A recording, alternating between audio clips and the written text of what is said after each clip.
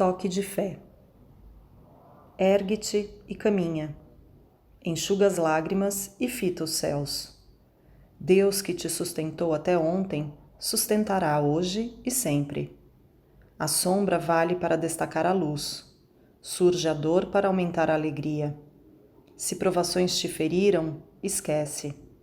Se desenganos te amargaram a existência, não esmoreças. Escuta a esperança no silêncio da própria alma, a falar-te de futuro e de amor, de beleza e eternidade, e transforma a bênção das horas em riqueza de trabalho. Ouvida toda a sombra, à procura de mais luz, e perceberás que Deus está contigo, em teu próprio coração, a estender-te os braços abertos.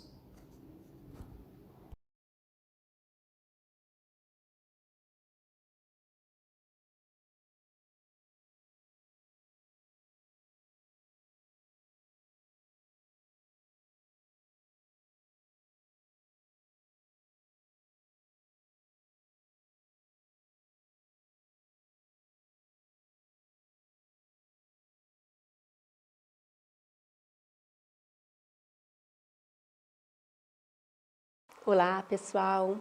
Mais uma vez aqui estamos reunidos para fazermos uma palestra ao nosso Centro Júlio de Abreu. E vamos assim, todos nós, nesse momento, tentando nos sintonizar com a equipe do mundo espiritual que nos ampara diuturnamente. E vamos tentando assim solicitar a eles, cada um da nossa forma, para que possam nesse momento nos fortalecer os vínculos e que essa energia que aqui vai ser distribuída em forma de vibrações, de palavras, de pensamentos, que elas possam também percorrer esse espaço e tempo e envolver a todos aqueles que nesse momento vão estar sintonizados conosco. Porque a palavra que vamos ter hoje, na verdade a palestra é justamente sobre isso, sobre a força do pensamento, esse poder imenso que temos cada um de nós e que faz tanta diferença em nossa vida, tanto para o bem quanto para o mal. E diante desse tema proposto, que viemos estudando no decorrer de algum tempo, nos deparamos com algumas questões pessoais, né? E que eu vou colocar aqui para vocês, porque talvez sejam questões de vocês também. Ao ler o livro do irmão Jacó, voltei e também reler novamente o livro O Nosso Lar e o livro também da Ivone Pereira. Nos deparamos em O Missionário da Luz, nos deparamos com algumas questões que falam muito sobre a importância do pensamento em nossa vida. E num estudo um pouco mais aprofundado dessas duas obras tão queridas do irmão Jacó e do André Luiz, ficamos nos perguntando, desencarnou em uma situação que foi considerado um suicida. Passou alguns anos no umbral e de lá foi direcionado ao Nosso Lar, uma das colônias espirituais. E o irmão Jacó, que é o Frederic, quem não leu o livro, eu sugiro que leia, é muito bacana, é uma história muito profunda, que emociona por demais e ao mesmo tempo nos dá muitos indícios assim do que precisamos realmente buscar na nossa vida enquanto espíritos encarnados. E o irmão Jacó, apesar de ter sido o presidente da Federação Espírita do Estado do Rio de Janeiro, de ter sido muito famoso nessa época, de ter trabalhado em prol da divulgação da doutrina espírita, de ter sido um doutrinador, ao seu desencarne, que foi ao primeiro momento muito difícil de tirar esse enlace do corpo físico dele, foram os momentos, entre aspas, turbulentos, né, para ele, para o espírito, ele não foi também para o Nosso Lar. Ele foi para uma colônia espiritual abaixo do Nosso Lar. Então, ficamos tentando entender como que deve ser esse processo. Ele deve ter muitas nuances, né, do qual são analisadas as nossas vibrações, de tudo aquilo que a gente busca enquanto estamos encarnados, para que possamos ser direcionados a uma determinada colônia espiritual. E ao pesquisar um pouco mais sobre o tema que vamos abordar hoje, o pensamento, buscamos algumas outras informações diante de vídeos que a gente procurou assistir, o Divaldo dissertando sobre algumas questões sobre o pensamento, o Haroldo, o Arthur, né, e tantos outros que vieram vindo nesses momentos em que estávamos estudando, e nos deparamos com uma questão assim: o pensamento é primordial, a nossa vida terrena e a nossa vida no mundo espiritual. E outros pesquisadores que não são da doutrina falam muito bem sobre essa questão também, quando eles citam aquela questão da água, do potencial que tem o nosso pensamento e a nossa vibração, porque o nosso pensamento cria uma determinada vibração. Como que atua dentro das células da água? E dentro desse estudo, esse estudioso, que o nome dele é o Masaru Emoto, ele deixa no vídeo dele assim muito bacana, que vale a pena também ver, a transformação das células da água. E aí ele nos faz repensar assim: se dentro dessa problemática das vibrações, que ele trabalhou com música e formou cristais de várias formas diferentes, se dentro disso a gente analisar que nós somos, todos nós seres humanos, 70% de água, então a nossa vibração automaticamente ela muda totalmente o padrão vibratório de cada uma das nossas células. Olha o poder que tem o nosso pensamento.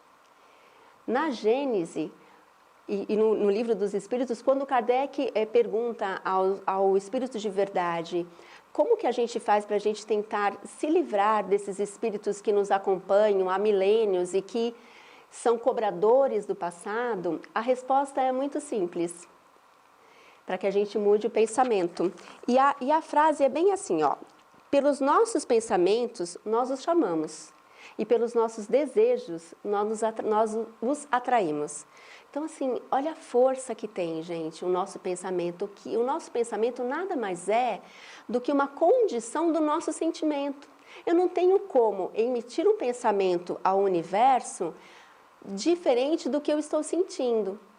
Pelas palavras, eu posso até tentar, entre aspas, dissimular um pensamento que eu estou tendo, né? Eu posso, de repente, no momento de raiva, através de um sorriso, tentar camuflar esse meu sentimento. Através de uma palavra, também tentar camuflar esse sentimento.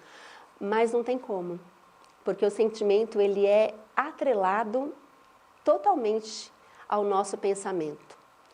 Então, a gente precisa entender que, assim, se eu tenho um pensamento que não condiz com o meu sentimento, não adianta eu querer camuflar ele, porque para a espiritualidade, o que nós sentimos é vibracional, e a nossa vibração, ela entoa em espaço-tempo.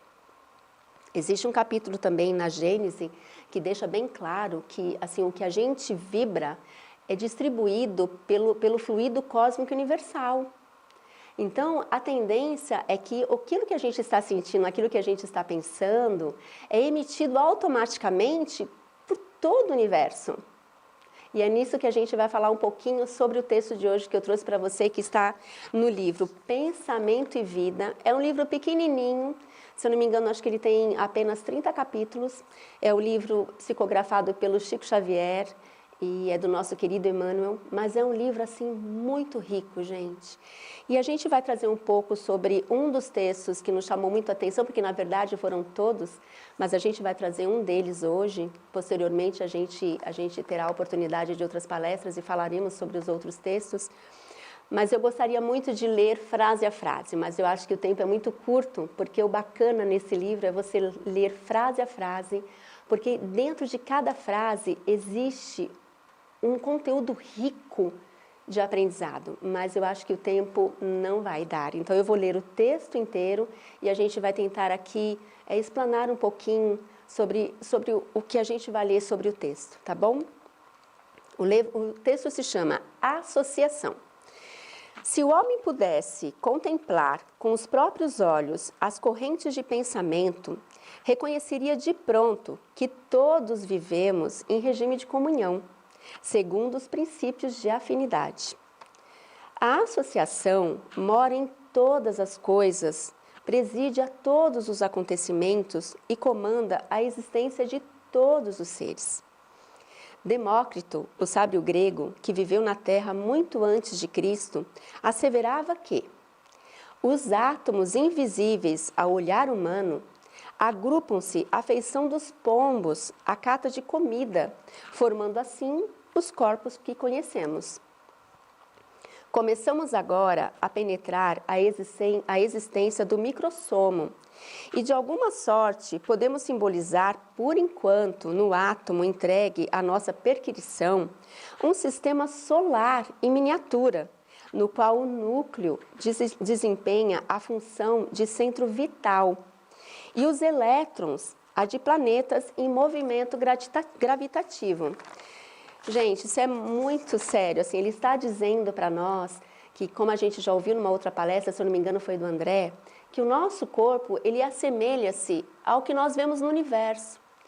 Então, se existem planetas que estão gravitando em torno dos sóis, em torno de outros planetas, em torno de uma nebulosa, assim é o nosso sistema, o nosso organismo.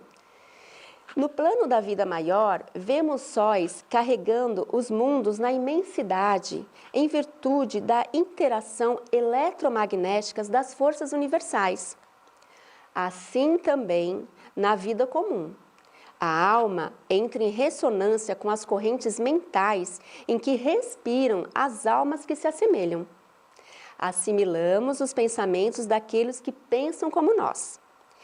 É que sentindo, mentalizando, falando ou agindo, sintonizamos-nos com as emoções e ideias de todas as pessoas encarnadas ou desencarnadas na mesma faixa de simpatia. Estamos invariavelmente atraindo ou repelindo recursos mentais que se agregam aos nossos, fortificando para o bem ou para o mal, segundo a direção que escolhermos. Em qualquer providência e em qualquer opinião, somos sempre as somas de muitos. Expressamos milhares de criaturas e milhares de criaturas nos expressam. O desejo é a alavanca do nosso sentimento, gerando a energia que consumimos segundo a nossa vontade. Quando nos detemos nos defeitos e falta dos outros, o espelho da nossa mente reflete-os de imediato, como se absorvendo as imagens deprimentes que se constituem, pondo-se nossa imaginação a digerir essa espécie de alimento, que mais tarde incorpora os tecidos sutis da alma. Com o decurso do tempo, nossa alma, não raro, passa a exprimir pelo veículo de manifestação o que assimilara, fazendo seja pelo corpo carnal, entre homens, seja pelo corpo espiritual de que nos servimos depois da morte. É por essa razão que, geralmente, os sensores do procedimento alheio acabam praticando as mesmas ações que condenam no próximo, porquanto, interessados em descer as minúcias do mal, absorvem inconscientemente as emanações, surpreendendo-se um dia dominados pelas forças que o representam. Isso é sério, gente.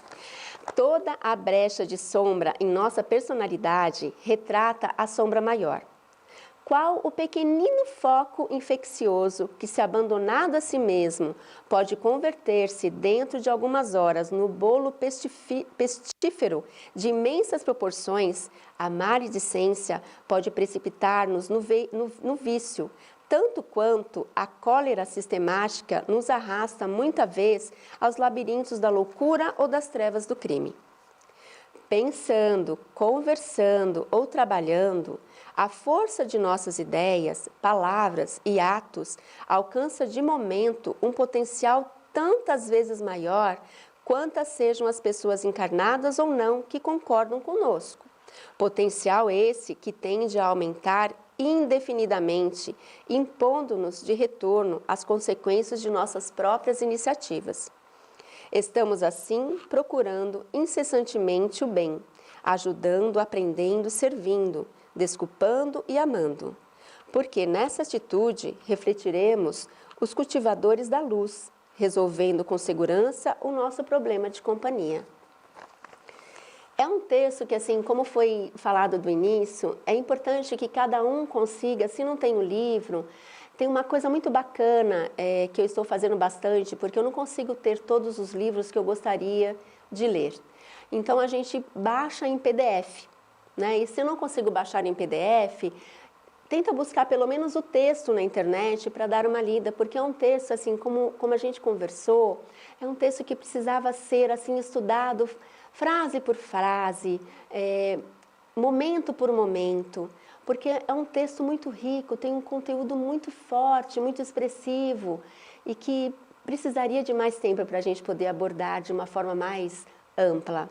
Mas o que o texto vem dizer para a gente nesse momento é sobre a força do nosso pensamento. Quando ele diz que nós estamos o tempo todo assimilando e distribuindo pensamentos, ele está nos responsabilizando por atos, por pensamentos que temos, que vai interferir de forma positiva ou negativa na vida das outras pessoas. E da mesma forma, o pensamento das outras pessoas que vem imbuído dos seus sentimentos também podem interferir na nossa vida. Então, assim, a questão do espelho é justamente refletir aquilo que a gente é.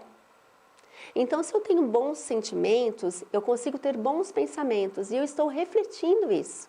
Eu estou sendo um espelho para as pessoas e as pessoas, de sua vez, estão sendo um espelho para mim. Da mesma forma, quando eu tenho, por exemplo, eu tenho uma tristeza, um sentimento de tristeza muito grande, ele diz o texto para a gente que esse tema de associação, ele é tão forte que esse sentimento de tristeza, ele vai angariar centenas de pensamentos de tristezas de pessoas encarnadas ou desencarnadas, porque é um estado vibratório. Então, quando eu emito um pensamento de tristeza, uma angústia, automaticamente eu estou me associando, ou outras entidades estão se associando à minha vibração, ao meu sentimento, ao meu pensamento. Então, esse sentimento de tristeza, ele fica muito mais difícil de eu conseguir sair dele. Eu preciso ter uma força interior muito maior para conseguir sair desse pensamento de tristeza, justamente porque ele está ampliado centenas de vezes por tantas outras entidades que se assimilaram a ele.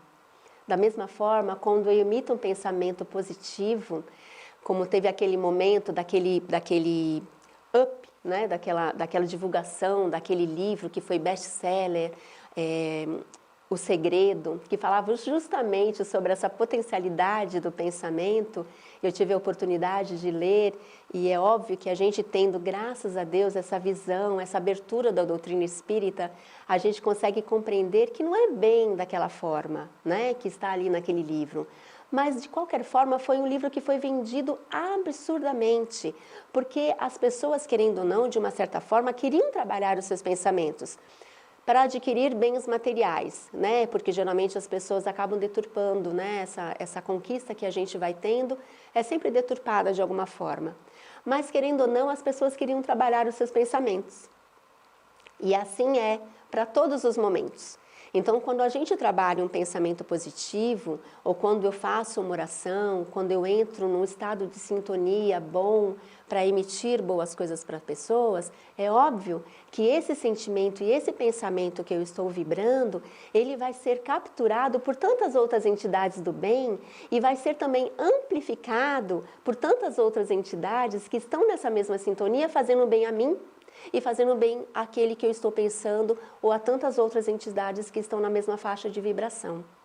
Então, se a gente analisar dessa forma, e se a gente for ver aquela questão ali do André Luiz, do irmão Jacó e de tantos outros personagens da doutrina espírita que a gente lê, a gente começou a pensar assim, né?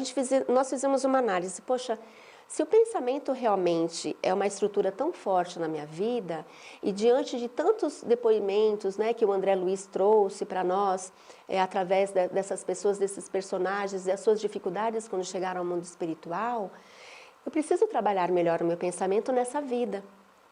Porque se a gente analisar somente de uma forma muito superficial, mas o André Luiz foi um suicida. O irmão Jacó, ele foi apesar de ter sido doutrinador, ele não vivenciou. Mas assim, nós passamos de um patamar em que a nossa maldade, ela não está mais aos olhos vistos, né? As paixões que a gente traz, as maldades, entre aspas, que a gente traz, não é mais aos olhos vistos as pessoas. E a gente tende, principalmente a nós espíritas, né, que já temos esse conhecimento amplificado sobre a doutrina, a gente tende a cair numa zona muito perigosa, porque a gente fala assim, mas os personagens dos livros, de romance dos livros, eles tinham um potencial de maldade muito grande, né? Eles queriam levar a entidade lá, o obsessor queria levar a entidade até a morte. O André Luiz foi um suicida. Mas essas são as maldades que foram colocadas aos livros para que a gente pudesse compreender como que funciona a vida material e o que a gente leva para a vida espiritual, que é um fato. Não tem como a gente vibrar alguma coisa na vida em que a gente está encarnado e querer achar que quando a gente desencarnou, pronto, o nosso padrão vibratório mudou totalmente, porque não é. Mas se eu não sou uma pessoa que sou maldosa a ponto de querer matar alguém, né? Não quero puxar o tapete de ninguém na empresa aos olhos vistos. Não pratico mal de maldade explícita mesmo, de ir lá bater na pessoa e tudo mais. Tudo bem, eu não tenho esse potencial aos olhos vistos, mas eu trouxe alguma coisa que eu preciso mudar dentro de mim, que são as tais paixões, né? Elas não são aos olhos vistos dos encarnados, mas elas são aos meus olhos internos e aos olhos vistos dos desencarnados. Então, qual que é o potencial desse pensamento que eu sinto? Que eu sinto e projeto ele num pensamento ou numa palavra. O que eu preciso modificar, que eu trago como paixão ainda e que é tão arraigado em mim e que muitas vezes eu não quero que as pessoas percebam, mas o meu sentimento e o meu pensamento, ele é vibracional. Então a gente precisa analisar dentro desse tema, fazer uma proposta de nos autoanalisarmos. Eu tenho muitas paixões ainda a serem consertadas, inúmeras, quem não as tem?